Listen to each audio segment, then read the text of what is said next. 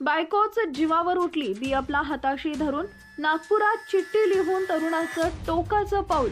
Video पूर्ण पाहण्याआधी गुन्हेगारी दुनिया या यूट्यूब चॅनलला सबस्क्राईब करा।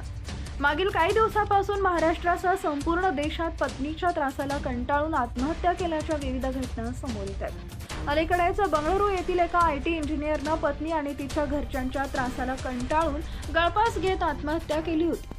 आत्महत्येपूर्वी त्यांनी एक व्हिडिओ जारी करत पत्नीकडून सुरू असलेल्या छळाचा खुलासा केला होता। हा प्रकार समोर आल्यानंतर संपूर्ण देशभरात संतापाची लाट उसळली होती। ही घटना ताजी असताना आता नागपुरात देखील या घटनेची पुनरावृत्ती झाली।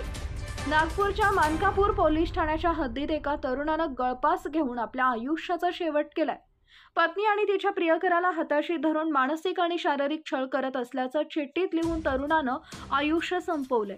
या प्रकरणी पोलिसांनी पत्नीसह तिच्या प्रियकराविरोधात गुन्हा दाखल केलाय। दुर्गेश्वरी नरेंद्र ठाकरे वय वर्ष 41 आणि राहुल मनोहर वय वर्ष 45 अशी आरोपींची नावं आहेत। आरोपी दुर्गेश्वरी ही नागपूरच्या गोदनी रेल्वे परिसरातील खान सोसायटीत वास्तव्याला होती।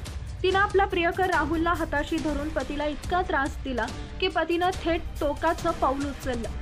दुर्गेश्वरीचे पती नरेंद्र यांनी 17 फेब्रुवारी रोजी राहत्या घरात छताच्या हुकाला ओढणी बांधून गळफास घेतला होता। या प्रकरणी पोलिसांनी सुरुवातीला आकस्मिक मृत्यूची नोंद करून तपासाला सुरुवात केली। पोलिसांनी मयत नरेंद्र यांच्या खोलीची झडती घेतली असता त्यांना नरेंद्रनं मृत्यूपूर्वी लिहिलेली सुसाईड नोट सापडली। यात नरेंद्रनं दुर्गेश्वरी आणि राहुलमध्ये अनैतिक संबंध असल्याचा उल्लेख केला होता। तसेच दोघेही मिळून त्याचा मानसिक आणि शारीरिक छळ करत असल्याचा उल्लेख केला होता। या चिठ्ठीच्या आधारे मानकापूर पोलिसांनी आरोपी पत्नीसह तिच्या प्रियकरावर आत्महत्येस प्रवृत्त केल्याचा गुन्हा दाखल केलाय। या घटनेचा पुढील तपास सविस्तर पोलीस करत आहेत।